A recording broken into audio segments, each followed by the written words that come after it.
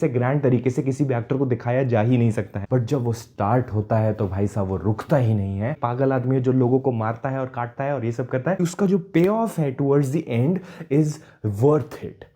नमस्कार दोस्तों, welcome back to another video. आज मैं बात करने वाला हूँ एक बड़ी ब्लॉकबस्टर के बारे में। जिस टाइम पे मैं वीडियो बना रहा हूँ ये पिक्चर ऑलरेडी 500 करोड़ से ज्यादा कमा चुकी है। इसको अभी तक सिर्फ 4 या 5 दिन ही हुए हैं। तो मतलब तुम ये सोचो कि इतनी बड़ी पिक्चर में ऐसा क्या है जो ये इतना पैसा कमा रही है। मतलब शाहरुख खान, राजू हिरानी की डंकी से ज्यादा पैसा इस पिक्चर ने कमाया है। प्रभास स्टारर पिक्चर है ये। बैक टू बैक फ्लॉप्स देने के बाद कोई एक्टर आ रहा है, उसकी पिक्चर ने ओपनिंग डे पे 170 करोड़ से ज्यादा का ग्लोबल बॉक्स ऑफिस बिजनेस किया है। जबकि शाहरुख खान ने 2000 करोड़ की पिक्चरें दी, उसके बावजूद 200-300 करोड़ के बीच में ग्लोबल बॉक्स ऑफिस चल रहा है शाहरुख खान की पिक्चर का। तो ऐसा क्या है सालार में जो सब लोग थिएटर में भाग रहे हैं? इसी चीज को अपन डिस्कस करेंगे, क्योंकि मैंने तो देख लिया, मुझे मजा आया है कि क्या हुआ है वो आपने शॉर्ट वीडियो में तो देख ही लिया होगा, और जो लोग मेरे को इंस्टाग्राम पे फॉलो करते हैं उन्होंने भी देख लिया होगा। इलैबोरेटेड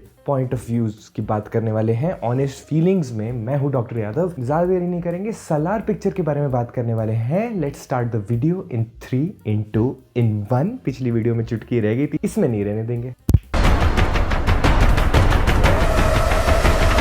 सालार पिक्चर जो है वो प्रशांत नील ने डायरेक्ट करी है। इसके अंदर स्टारिंग प्रभास और पृथ्वीराज है। इसके बारे में थोड़ा मोटा डिस्कशन, स्टोरी के बारे में डिस्कशन मैंने ऑलरेडी इस वीडियो में कर दिया। उसका लिंक मैं नीचे डिस्क्रिप्शन में भी डालूंगा, ऊपर भी डाल दूंगा। और मेजर मोटा प्लॉट मैं आपको बता देता हूँ। करंट वर्ल्ड है जिसके अंदर खानसार नाम की जगह है। खानसार नाम की जगह बहुत ज्यादा प्रोटेक्टेड, बहुत सालों से प्रोटेक्टेड है। खानसार को आप इमेजिन करो वकांडा के जैसे। रूल्स वगैरह सारे उसी दुनिया के फॉलो होते हैं। उसके अलावा बाहर इंडिया में जो भी हो रहा है उससे वो जगह अफेक्ट नहीं होती है, जबकि वो जगह मैप पे भी नहीं है, पर वो पूरे इंडिया को अफेक्ट करती है। इतनी ज्यादा स्ट्रॉन्ग और पावरफुल जगह बनाई गई है। केजीएफ की लाइन अगर याद होगी, powerful man come from powerful places. ये अपनी पुरानी पिक्चरों जैसा ही सिमिलर वर्ल्ड क्रिएट किया इन्होंने। जैसे केजीएफ में माइंस वाला जो पूरा एरिया इन्होंने क्रिएट किया था, वहां की पॉलिटिक्स इन्होंने दिखाई थी, वैसे ही सालार के अंदर जो पॉलिटिक्स दिखाई जा रही है वो खानसार की पॉलिटिक्स है। थ्रोन है, वहां पे राजा बैठता है, अलग अलग एरियाज हैं जहाँ पे अलग अलग मतलब मंत्री हैं। बेसिकली 101 एरियाज हैं जहाँ पे उसके अलग अलग मंत्री। अब इसका सिंबॉलिज्म अगर आपको पता है तो नीचे कमेंट्स में बता देना मुझे। बट कुछ मेजर कैरेक्टर से भी इंट्रोड्यूस कराया जाता है। बट ये सारा मुझे पता चलता है सेकेंड हाफ में। अपने प्रभास का जो कैरेक्टर है वो फर्स्ट हाफ में रिवील किया जाता है। अब वो प्रभास का कैरेक्टर क्या है, कौन है,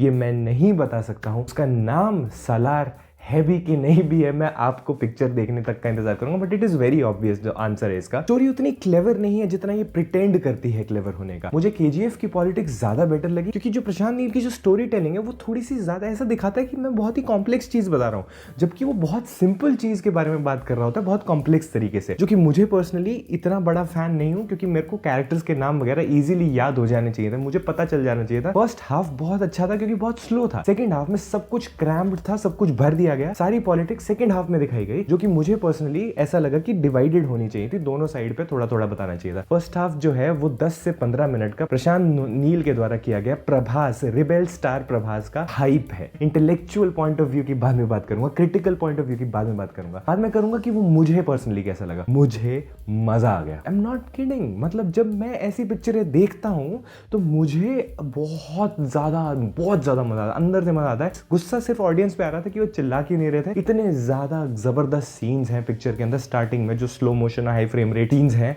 वो इतने जबरदस्त तरीके से शूट किए गए हैं कि प्रभास का जो बिल्डअप है, प्रभास के कैरेक्टर का जो बिल्डअप है, who is basically portrayed as a non violent man initially, but we know what he can do by how the characters जो उसके अराउंड है वो उसको कैसे हाइप करते हैं। उसकी माँ उसको हाइप कर रही है, उसका पड़ोसी उसको हाइप कर रहा है, जो उसको जानते हैं वो सब उसको हाइप कर रहे हैं। सब उसको जानते हैं, बस हम ही नहीं जानते हैं, ऐसा पोर्ट्रे किया जा रहा है। बट ऑडियंस को पता है कि प्रभास जब, क्योंकि हमने ट्रेलर में देखा है, पर ये कब स्टार्ट होगा मारना, कब फाइट सीक्वेंस स्टार्ट होगा, दैट इज इंपॉर्टेंट। बट जब वो स्टार्ट होता है तो भाई साहब वो रुकता ही नहीं है। पूरा वो जो हाइप बिल्डअप है, I am a fan of that. इतना जबरदस्त लगता है। बैकग्राउंड स्कोर कॉन्स्टेंटली चलता रहता है पिक्चर के अंदर, बहुत लाउड, बहुत एनॉइंग भी लग सकता है कुछ लोगों को। At any point in the film there is music, किसी भी पॉइंट पे कहीं पे भी म्यूजिक हटाया ही नहीं गया है। और मुझे नहीं पता इतना लंबा साउंड ट्रैक कैसे इन्होंने मैनेज किया। उन सीन्स में भी जहां पे साइलेंस भी है ना, वहां पे भी एक बड़ा ही कांस्टेंट बेस चलता रहता है और वो मुझे पर्सनली बहुत अच्छा लगा। सिनेमेटोग्राफी जो है, डार्क सेंट्रिक थीम यूज किया गया है, डीसीटी टेक्नोलॉजी जो कि हॉलीवुड मूवीज में होती है, इंडिया में पहली बार यूज की गई है। तो पूरा काला काला काला काला काला एक डार्क एनवायरनमेंट क्रिएट करके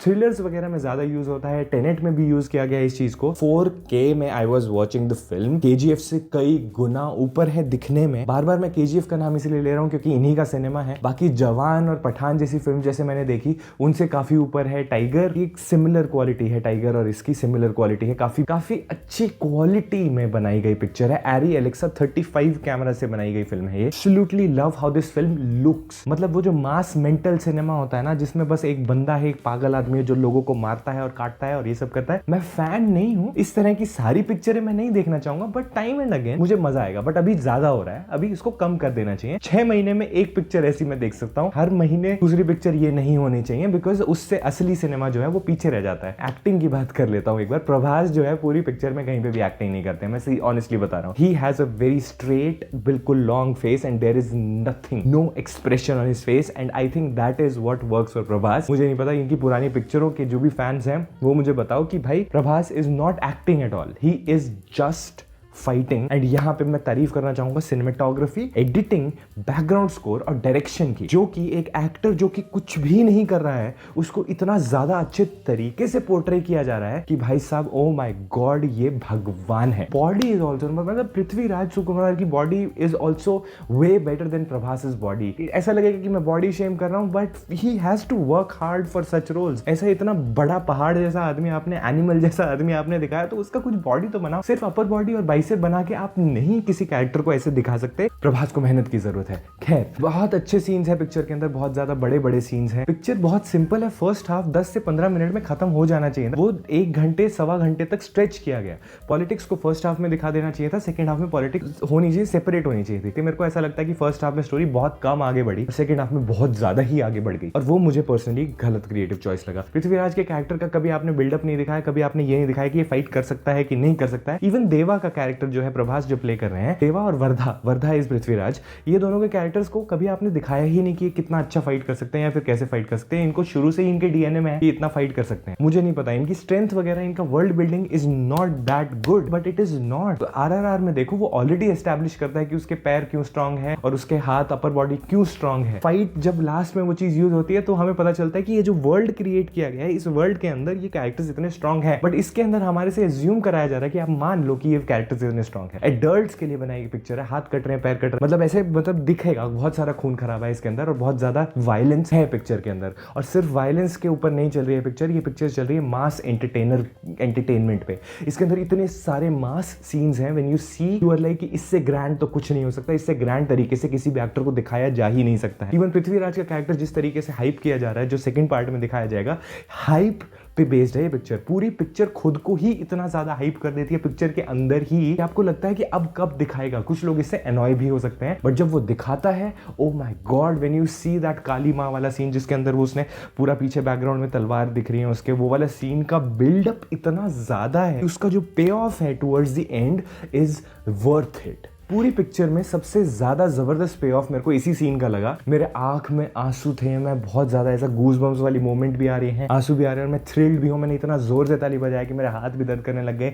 हमारे थिएटर में जो भी ऑडियंस थी वो बहुत ही डेड थी और कुछ भी बात नहीं कर रही थी, और मेरे को ऐसा लग रहा था भाई तुम क्यों नहीं हाइप कर रहे हो इस पिक्चर को, इसके लिए ताली बजाओ, और मजा आता है ऐसे थिएटर में। मैंने नोएडा में IMAX में देखी, मॉल ऑफ इंडिया में मैंने देखी, मुझे लगा यहाँ की ऑडियंस तो थोड़ी जानदार होगी, पर unfortunately that was not the case. Loved the entire experience of the film. मेरे को पूरा सिनेमा एक्सपीरियंस, मेरे को मजे के लिए, मेरे को अगर देखनी हो, इंटेलेक्चुअल मूवी नहीं है, ये मास मूवी है। अगर मजे के लिए कोई पिक्चर देखना चाहता है तो मजे के लिए बिल्कुल जरूर देख के आओ, और इसके सेकंड पार्ट ऑब्वियसली और भी ज्यादा कमाएगा। There is a reason why this film is earning so much, because this such films आपको कोई और ही दुनिया में ले जाती है, and you can not get out of the world when you come out of it. मेरे को ऐसा ही फील हुआ, मेरे को ऐसा फील हुआ कि मैं किसी ऐसी दुनिया में चला गया था जहां से मेरे को बाहर आना थोड़ा सा मतलब ऐसा अजीब सा लगता है जब बाहर वाली दुनिया को आप देखते हो। He created a very good world, and I think इसको थोड़ा सा और डाइसेक्ट करना चाहिए सेकंड पार्ट में, एंड थोड़ा सा और बेटर तरीके से डिसेक्ट करेगा ना तो बहुत अच्छा लगेगा। बहुत मजा आया, बहुत एंजॉय किया मैंने। प्रभास का कमबैक ही कह सकते हैं इसको, पर बेयर मिनिमम करके मैक्सिमम रिजल्ट निकालना प्रशांत नील का टैलेंट है। मेरे को बहुत अच्छा लगा और मेरे को पर्सनली मैं बताऊं पृथ्वीराज अच्छा मतलब बहुत गजब लग रहा था मेरे को कैरेक्टर यार। I absolutely loved Prithviraj in the film and how calm he was as compare to Prabhas character. ये सिर्फ थिएटर एक्सपीरियंस है, रिपीट वैल्यू मैं नहीं कह सकता कि इसको मैं बार बार चला के देखूंगा, बट ये थिएटर में जरूर आप देख के आओ। घर पे बैठ के देखोगे मुझे नहीं लगता कि वो फीलिंग आएगी। डंकी या फिर सालार, कौन सी पिक्चर आपको देखनी चाहिए? अभी आ रहा है न्यू ईयर भी आ रहा है, न्यू ईयर पे कौन सी पिक्चर आप देखना चाहोगे? मुझे ऐसा लगता है कि दोनों पिक्चरें अपनी अलग अलग ऑडियंस को ढूंढ चुकी हैं। Both the films are running really well according to the genre. अलग अलग तरह के लोग होते हैं दुनिया में, अलग अलग तरह का सिनेमा एग्जिस्ट करता है and I think both of them are good enough for both kind of audience. और जिसको जो देखना है वो देख के आए, मैं कौन होता हूं बताने वाला। इसी के साथ करते हैं इस वीडियो को खत्म। ख्याल रखो अपना, ख्याल रखो अपने परिवार वालों का। आपने कौन सी मूवी देखी इस क्रिसमस या इस न्यू ईयर, वो मुझे कमेंट्स में बताना। मिलते हैं अगली वीडियो में। Bye bye, take care, see in the next.